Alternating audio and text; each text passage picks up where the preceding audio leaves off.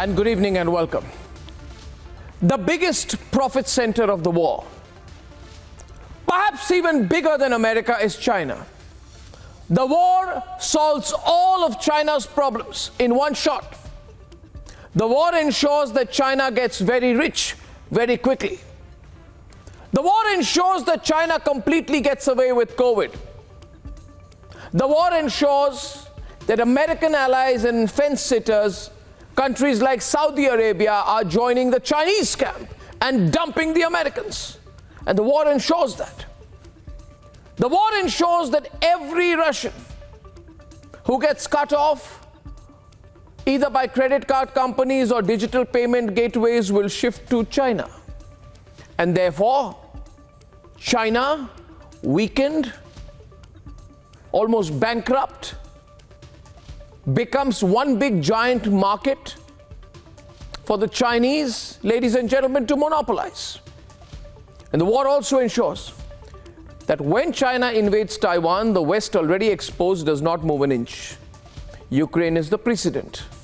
The war also ensures further that the Chinese yuan gets quickly internationalized, which is what they wanted to do. The war also ensures that the West is so focused in a defensive formation in Europe that it forgets and actually can't do much anymore about Chinese expansionism in the South China Sea. And frankly, on every front, from human rights abuses in Xinjiang to the expansion of its nuclear weapons, the whole world focuses so much on Russia that Russia becomes the world's villain, and the Chinese, who were the villain till 2 months back, become the good guys. And we forget what this is about. This is a Chinese war. And tonight, let's see what the Chinese have to say about it. That's my debate one tonight. Ladies and gentlemen, first of all, very grateful for the feedback you're giving to us tonight. We bring you new angles and the truth every day. China is the profit center of the war, and I'll tell you how. In debate number two tonight, the position of Saudi Arabia and the new threats that Russia is now giving to the Scandinavian countries, to Norway, to Finland, is just a sign that this is the beginning of the great American fall. Mark my words, America has lost its superpowerdom completely, and whatever was left of it evaporates because of this war. Here are the headlines this Saturday evening on the debate tonight.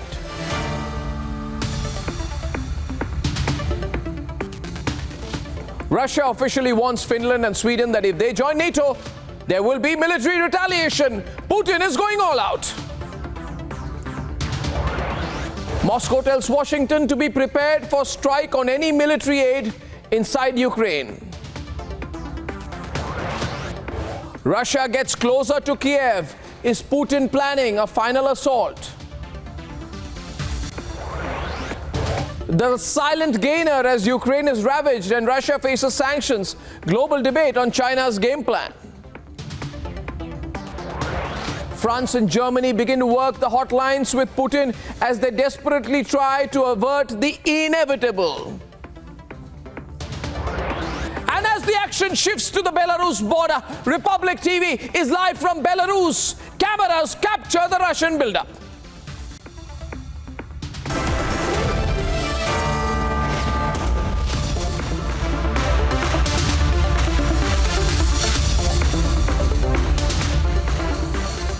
And ladies and gentlemen, the conflict in Ukraine has put the focus on Russia and on Eastern Europe and on the West.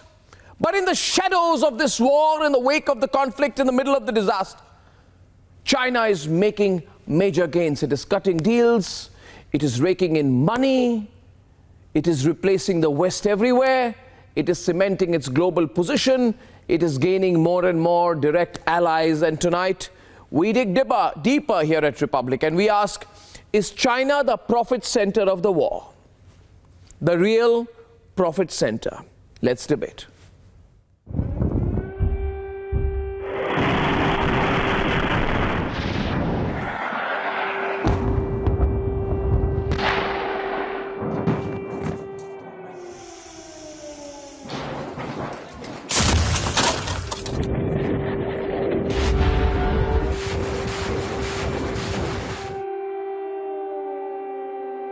With every passing day, we are only seeing how city after city in Ukraine is being pounded by Russian bombs that are being dropped. A 1,000-kilogram bomb that was dropped in a maternity hospital. The tribute that is now being paid, the Ukrainian flag that is going to be laid on the mortal remains of the soldier. Remember, what's becoming even more difficult for the Ukrainians is that they have to leave their own homeland. A lot of women, a lot of children are now leaving their homeland. Yesterday in its statement, Russia and Ukraine had also suggested, we can also see, yes, right behind me, Republic is showing you Russian army convoy. You can see Russian army convoy. There are the border areas. These are pictures which we are showing. You can see that V mark is there. We are exclusively showing you these pictures from the border area. This convoy can be clearly seen on the television screens. V is there. We can clearly see while we were reporting, we have seen now this. China may say it wants peace. 中方认为，要化解当前的危机，必须坚持联合国宪章宗旨和原则，尊重和保障各国的主权和领土完整，必须坚持安全不可分割的原则，照顾当事方的合理安全关切。 But is China the true profit center of the war being waged in Ukraine?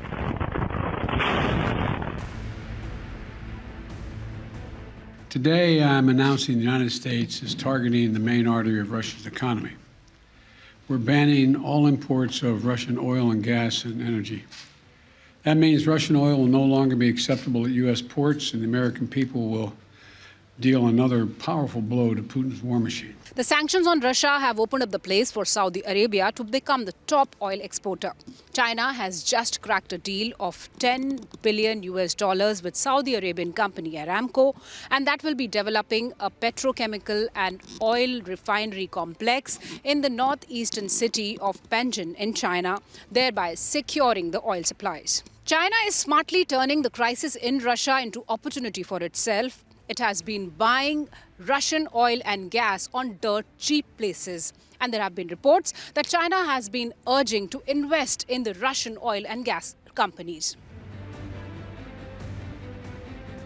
The controversy over the bioweapons in Ukraine has just come at a perfect time for China that had been facing wrath from the world for COVID. Now the tables are turned for China, and the fingers that were pointing towards China for the COVID outbreak have now shifted focus to America. 这是美方向禁止生物武器公约缔约国大会提交的数据。美方一直主张公开透明，如果美方认为有关信息是假的，完全可以公布相关证据，做出澄清，以便国际社会做出评判。我谢谢你。 The present crisis has given China an opportunity to internationalize yuan. The Russian companies and banks are now turning to yuan, and China happens to be the biggest gainer of this situation. 今年我们降低了赤字率到2.8%，少了2000多亿。但与此同时，我们 加大了财政支出的力度。 China is closely watching what's happening in Ukraine to draw its own strategy in terms to Taiwan.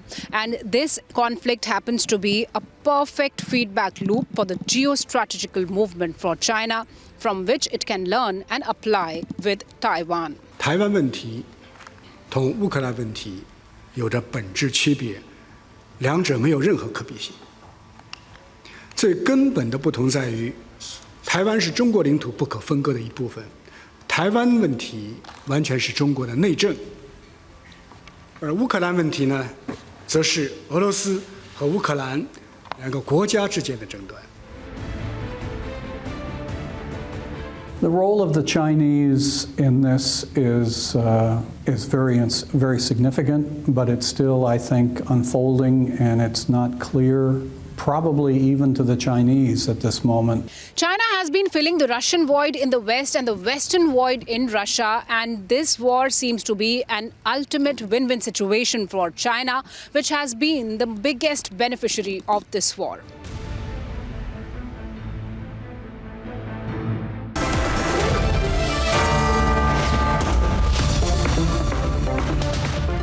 I'd first like to go across to Gary Clyde Hofbauer, who is a non-resident senior fellow at the Peterson Institute for International Economics. He's joining us from New Mexico in the US.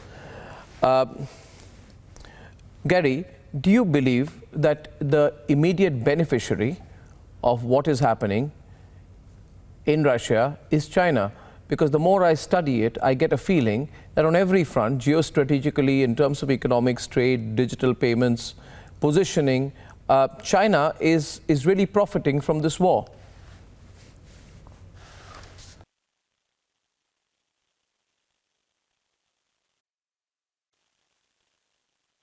Can you just unmute your audio, please, Gary? Can you just unmute your audio, Gary? Because I'm not hearing you clearly. I think you muted your audio. Yeah. Yeah, I can hear you now. Can you hear me now?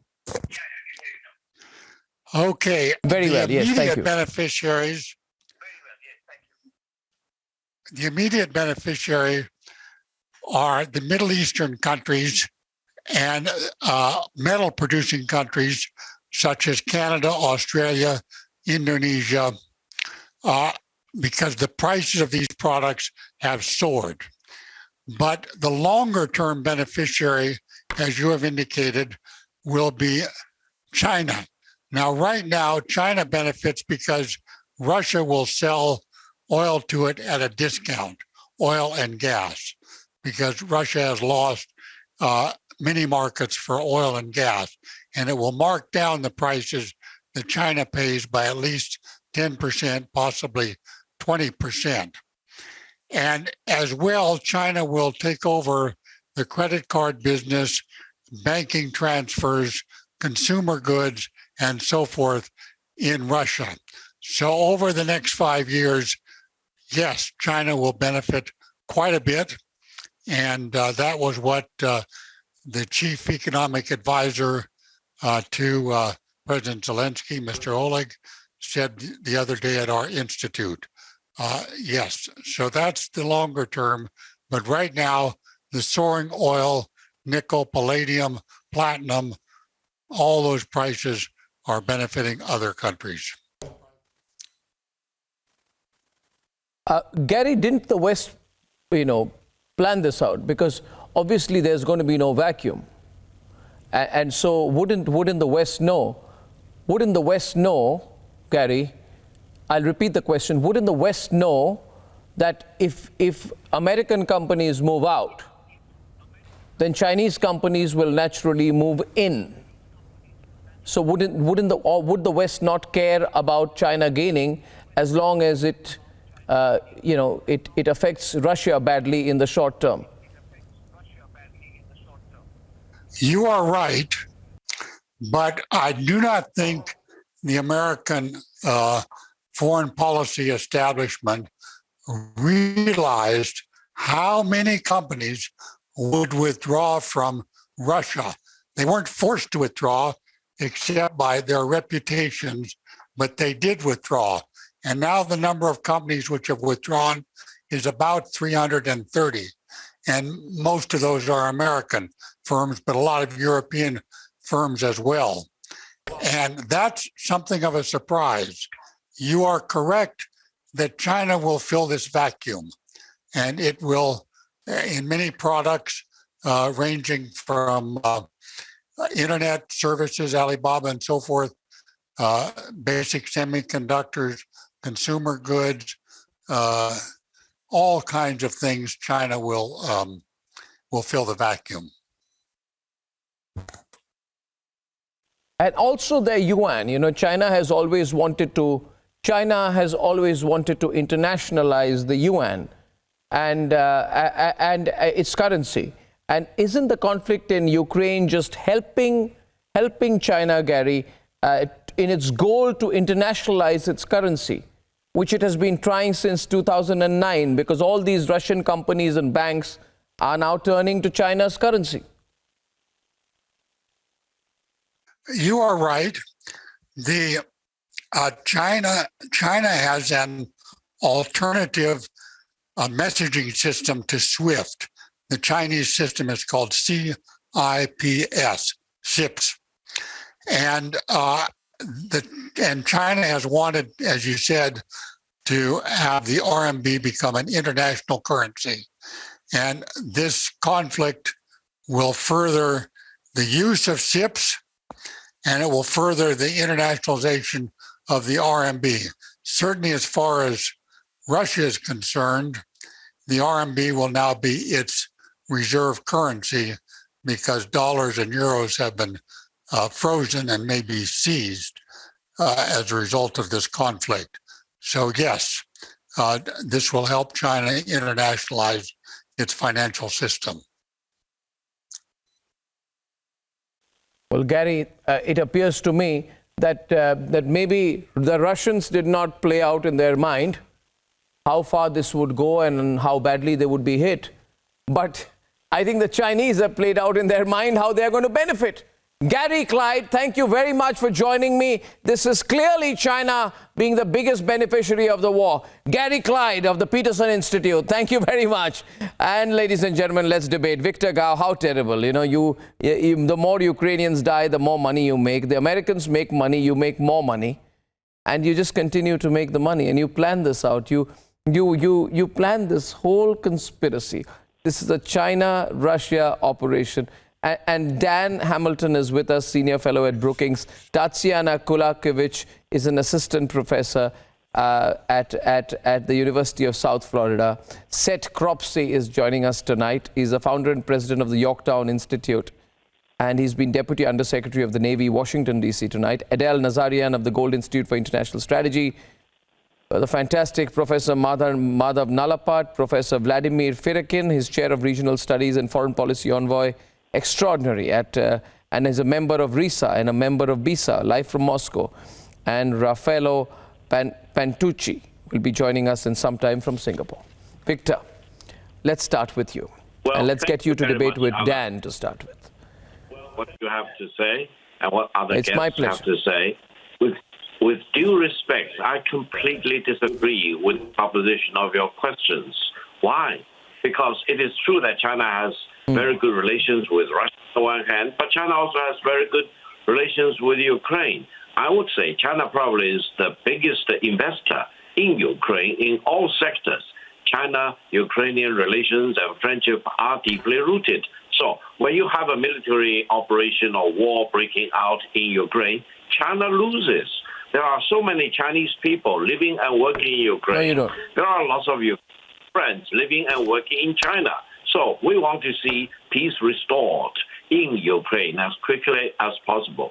It is true that the Western sanctions against Russia will be futile. Why? Because China and Russia have a common border of 4,700 kilometers. It has been peaceful and mutually beneficial for more than 3 decades. Nothing Victor, if you can don't mind, change I'd like the to interrupt. of- Victor, if you don't like, I'd like to interrupt you and get you back on the track, because allow me. Thank you so much, Victor. See, Victor, I'll tell you my views, okay? And don't mind my being very direct with you. You, as in your country, doesn't care about Ukraine, doesn't care about Ukrainians dying, doesn't care about your economic losses in Ukraine, and please don't give me all that about, you know, Chinese economic interests in Ukraine. Ukraine is a tiny country. It's a tiny economy, okay? It's a tiny economy. It's like its economy is the size of one of the many, many states in India. It's a small, small country economically, and therefore it doesn't measure up. So please don't tell me you get affected badly. The question is, Dan, that China, and Dan, I wanted to get very specific on it, is a Chinese conspiracy, viewers, and I want to tell you that just before Putin went to Beijing, Dan, we all know Winter Olympics were starting.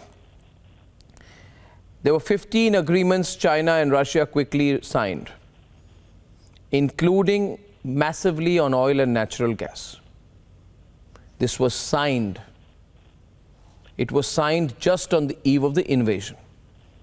And the whole world knows that. We should talk about it, Dan. The Chinese need to be told about their role, don't they?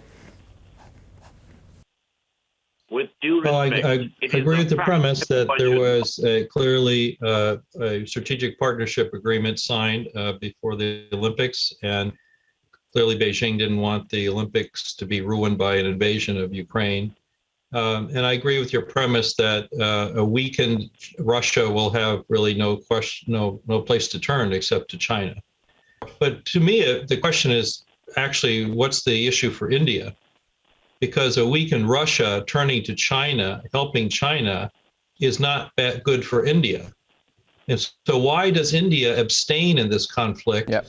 And why doesn't it be clear about its position? Because Ukraine is not some distant place where India's interests are not affected. The ripple effects that you're mentioning actually all come back to India. And so I would argue that if you accept the proposition of your own question, what can be done about it is for India to stand up for the basic interests that it says it believes in: sovereignty, right to choose your affiliations as a country, the inviolability of borders, human rights, democracy. All of that's at stake right now. And we see two other countries, Russia and China, who question those principles. So India really is on the hook here to stand up and not, can I get Dr. Nalapat to respond to you? Old superpower debate. Sure.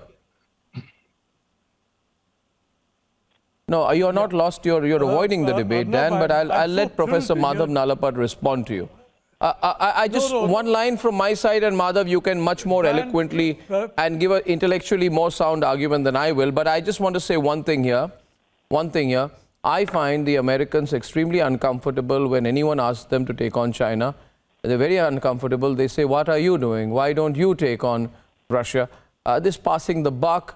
Well, I'll tell you simply, Dan, my answer to is we are going to look out for ourselves. Okay.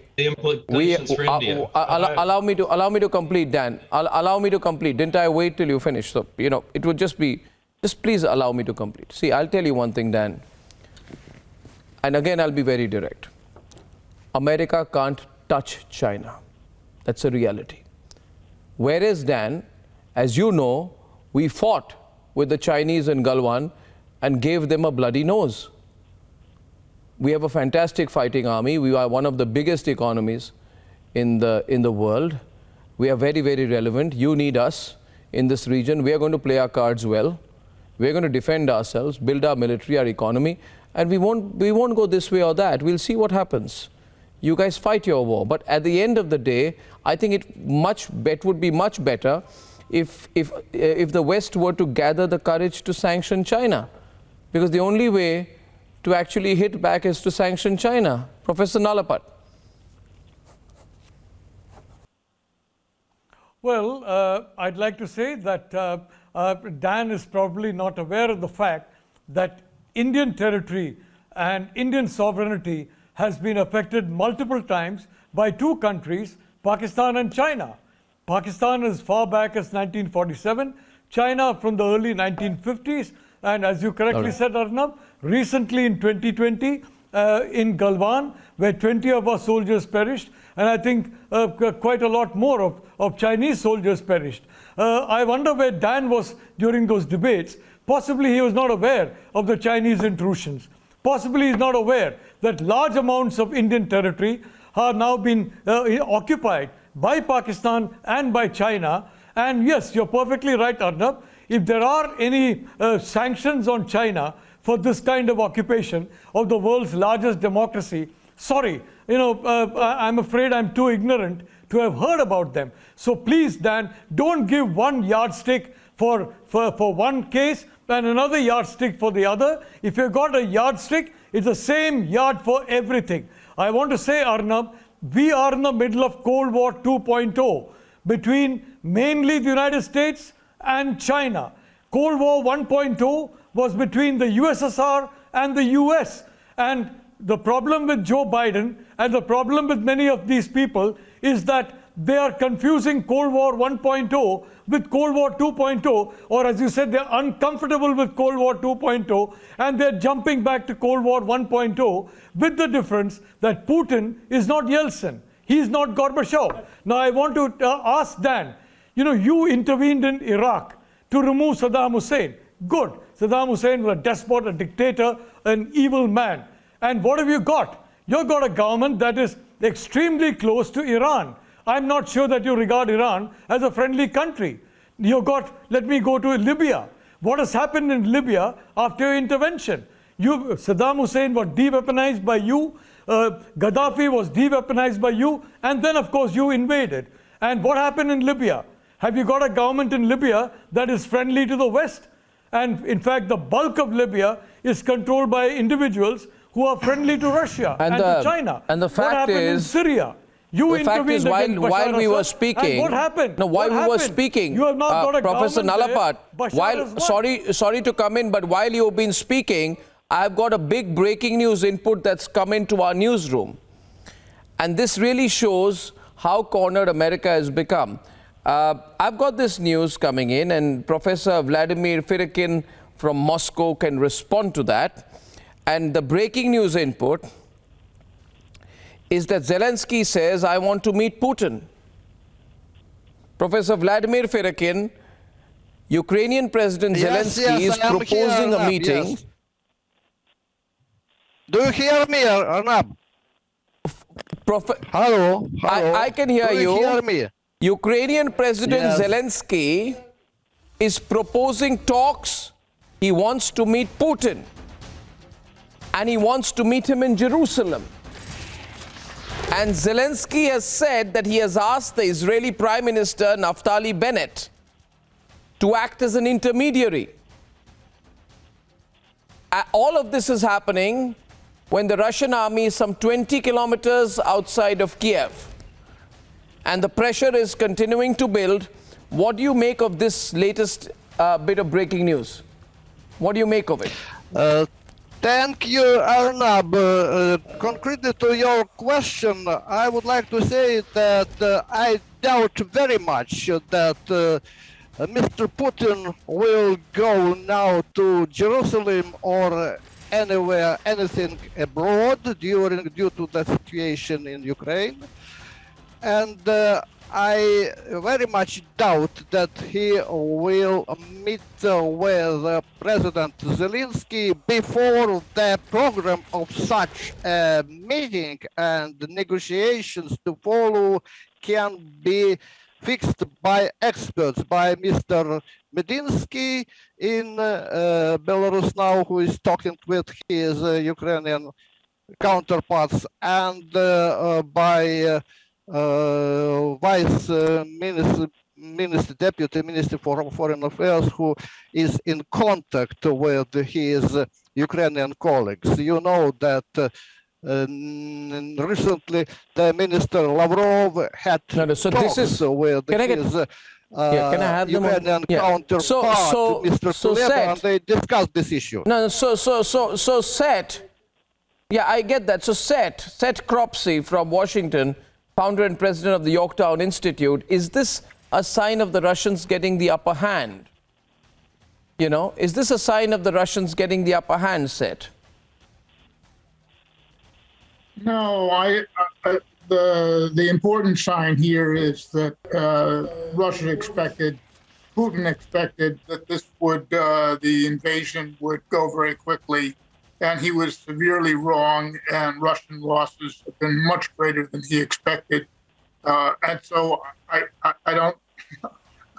agree with one of your previous speakers here who pointed out the problems to India that are not immediate, but over the long term. And that's extremely important because whatever profit China derives now, and that's an open question. You have not answered it well, because China has investments all over the world, all over Europe, and these are being affected by the war in Ukraine. But, if I may continue, to the extent that that Russia becomes dependent upon the Chinese currency, and to the extent that Russia becomes dependent upon Chinese energy, that makes Russia a dependency of China. And if Russia becomes a dependency of China, then China's attempt at hegemony over the Eurasian continent increases, and that's a danger to India as it is to the rest of the world. See, Seth, I'll get Professor Vladimir to respond to this, but because he's better placed to respond to it. But I'll give you my view, if I may, and I'll get in Tatiana on this. Both the speakers here constantly coming back on India. I thought this discussion was on China. But since you want to make it about India, my position on this is, as is Professor Madhav Nalapat, that you see, we are already handling the China problem on a minute-by-minute, day-to-day basis. We have set hundreds of thousands of heavily armed troops and missiles and guns and very heavy armory, artillery, long-range guns, missiles. As you know, the Indian military is very heavily loaded, and we have it all placed along a very many thousand-kilometer border, right from Kashmir down to Arunachal Pradesh.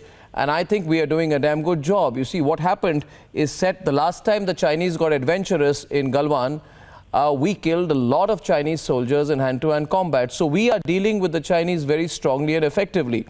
What happens in Ukraine does not have any immediate consequence on India. What you're trying to project is China will become stronger, that's bad for you in the long term. I understand it. But you see, this is our geography. We know it well. We handle China every day in the South China Sea, in the Indian Ocean, on our borders. So it's not a new problem for us. The problem, Tatiana, is for the West. And the West should understand. That the profit center of the war is China. And I personally think, Tatiana, that the West has given China a wonderful opportunity. As our reporter was saying, this is a beautiful feedback loop when the Chinese go into Taiwan. They'll just walk into Taiwan. What will the West say then? When they walk into Taiwan, will America say, no, India should take a position on Taiwan? They're going to walk into Taiwan in a few weeks, Tatiana. Will America come crying to India again, you take a position? Military prowess. I'm not talking about India's military tactical abilities. I'm talking about the longer-term picture of who controls the Eurasian continent. And a Russian dependency upon China gives China the upper hand in controlling the entire Eurasian continent, from the Black Sea to the Pacific Ocean. And sure. India. Sure, but okay, can I counter that? You see, Seth, let's look at it very practically. India's large economy and our massive defense budget also sustains billions and billions of dollars of hundreds of billions of dollars of Russian arms sales to India. So Russia needs India as well. So, there's a balance there. So India's watching out for itself, for here. But Tatiana, why not talk about the China question? Why are all of you avoiding China profiting from this? Why don't the Americans talk openly about China profiting from this, Tatiana? Well, I believe that that because the West did not impose preventive sanctions, yes, that it did set the precedent for China to look at Taiwan, because it looks like the West is responding very slowly to the situation in Ukraine. It is correct that the West is more unified as ever, but the reaction is very, very slow, and it takes weeks and maybe even months for Russia to feel the pressure. And Russia is benefiting from high prices of oil right now. And because the Western countries are reacting slowly, China is watching, and it may think that if it moves on to Taiwan, the reaction will be similar. And that is very unfortunate. I agree that China is going to benefit in Russia as well. Right now, it's taking a neutral stand at the moment because it does trade with the Western countries. No, it's not taking a neutral stand. Tatiana, how? No, 1 second. 1 minute. Tatiana, it's not taking a neutral stand. You know it. I don't understand. Adele, you tell me.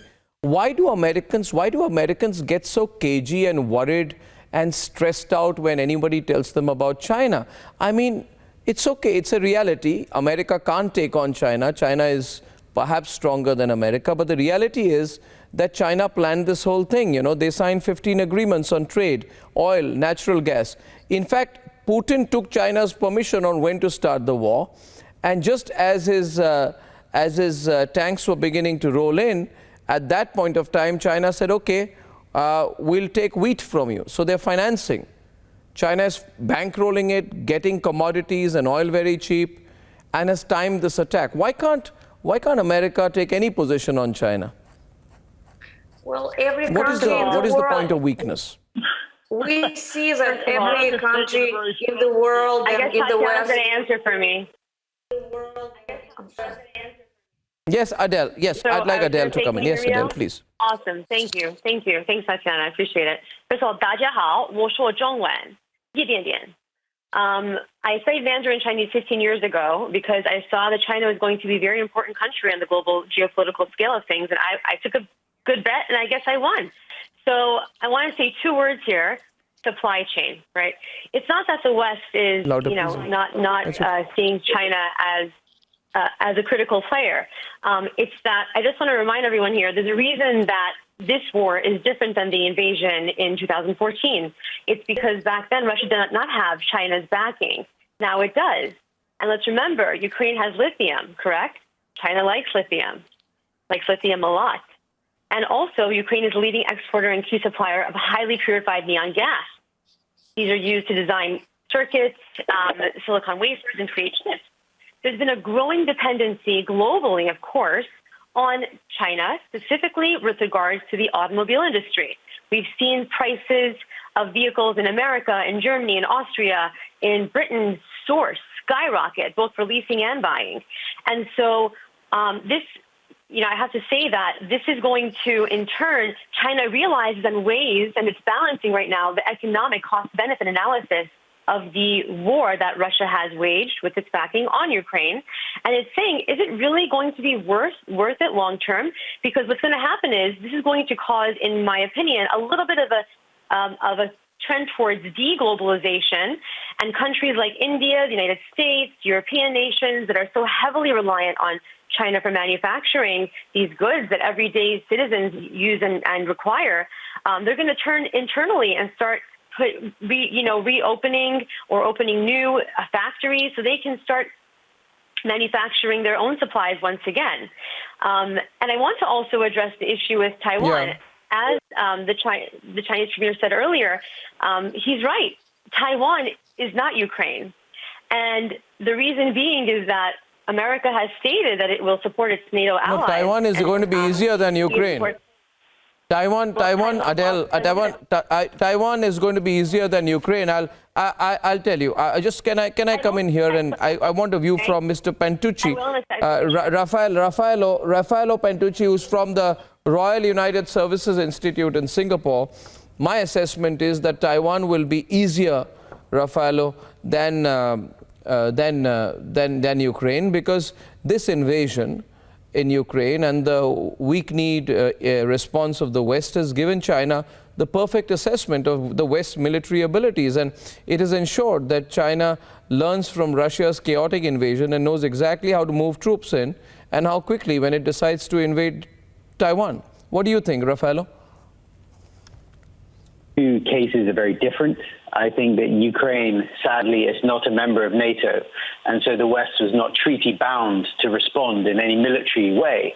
And so this is why the response that we've seen from Western powers has been to try to provide weapons and support for the Ukrainians without actually getting actively involved in the conflict. With Taiwan, the United States has signed the Taiwan Relations Act, which congressionally mandates the U.S. to defend Taiwanese democracy. So that would essentially be an act of war by the Chinese against the United States, which is not the same as what we've seen happen with Russia in Ukraine. So I'm not entirely sure that China would draw the lessons from this, or if China is drawing the lessons, they're drawing the wrong ones, that this is in any way sort of a useful comparison for what they might want to do in Taiwan. That's something else. Also, the conflict in Taiwan would be But very that's not different. a- The Taiwanese, sorry. But Raffaello, you know, the West cannot engage. I mean, okay, let me just say, first of all, you know, you mentioned the treaty. The treaty only says that we need to provide material and services available so that Taiwan can defend itself. It does not say that if Taiwan, does it say, Victor, that if Taiwan is to be attacked, you're meant to defend it? There is no obligation, as far as I understand. U.S. will get I think there is an obligation. Can I say something? Victor, what do you think? Victor? Yeah, Victor from thank you Beijing very responding to Raffaello from Singapore. Yes, please. Yeah, with due respect to our Singaporean friend, I would say he needs to read the Taiwan Relations Act very carefully. First of all, it is not a treaty between the United States and Taiwan. Secondly, it only stipulates that the United States will supply Taiwan with weapons to enable it to defend itself. Now, on this very important platform, allow me to say one thing. The United States will not shed blood for the defense of Taiwan. Why? Because it is not in the fundamental interest of the American people to allow American soldiers to die for the defense of Taiwan.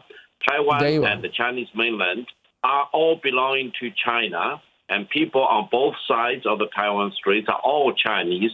Why should the Chinese lose sanity to fight each other? Ever since the beginning of the 1960s... So works very China well for you. Victor, just think about it. Victor, just think about it. Look at how convenient this is for you. Allow me, please. You're a very, very, you know, erudite voice, but allow me to just tell you. See, Dan, can you hear me? Dan, just look at it my way. The way I'm looking at it is, till 2 months back, the biggest villain in the world was China.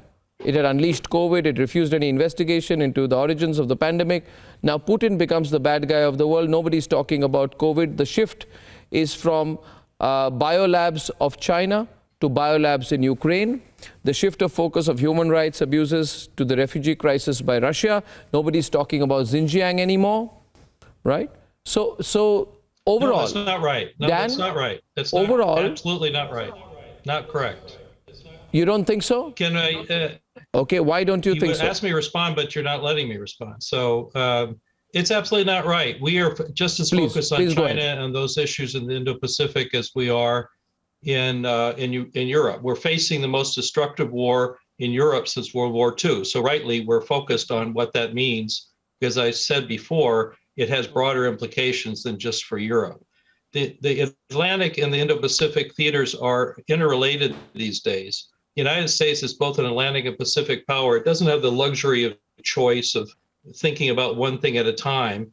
And it's very focused on China. And I think on the sanctions, back to our earlier discussion, you're right that we haven't gone the full measure yet.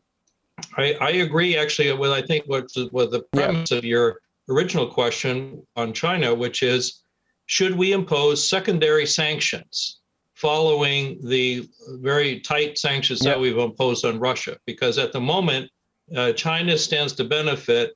If we don't impose the secondary sanctions, that means that Chinese firms, other firms that deal with Russia, would also be penalized. I think we're heading that direction. They create a loop. We're just not there yet, but that doesn't mean we won't be. Because the question will be, you know, how does China act? Is it trying to take advantage of this? Your premise is it is already doing that. If it is, it will also face a response in the same manner. Okay, I want Victor to respond to that. This is Victor. You heard that. Yeah. Listen, I listen just very after Victor and before I close. Yes, Victor. But let me remind him, with due respect, the United States is not God. The United States does not represent the whole world.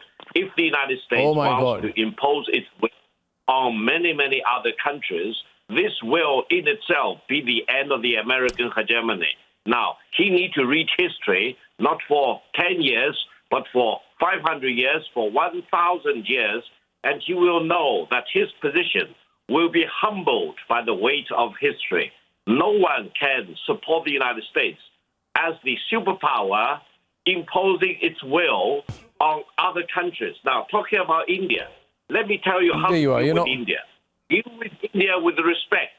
India knows how to handle its own foreign affairs.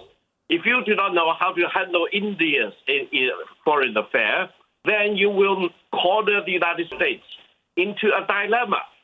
This is the true nature of the American foreign policy, always imposing your will. I just tell you here, this is, you know, the only country, 1 minute, the only country, you see, what happens is, Professor Victor, and I'll tell you, because our civilization, Professor Victor, the Indian civilization is far older and far richer than your rich civilization. Therefore, the only country you cannot handle is India. Your Sun Tzu philosophy is working with Russia.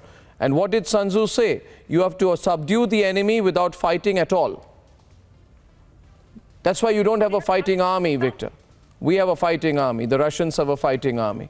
But what you're doing is the application of Sun Tzu's art of war. For a moment, you have the upper hand. You're profiting from this war. Ladies and gentlemen, very interesting out here. I think, you know, all the American companies are going to be replaced by Chinese companies in Russia. And it's going to happen in the next 3 to 4 months. On the other side tonight, Zelenskyy is reaching out. He says to Putin, come to Jerusalem, talk to me. My bet here is Putin won't. Zelenskyy is doing this because Putin's got the upper hand. How far will Putin go this time? How is the world reorganizing itself? On the other side.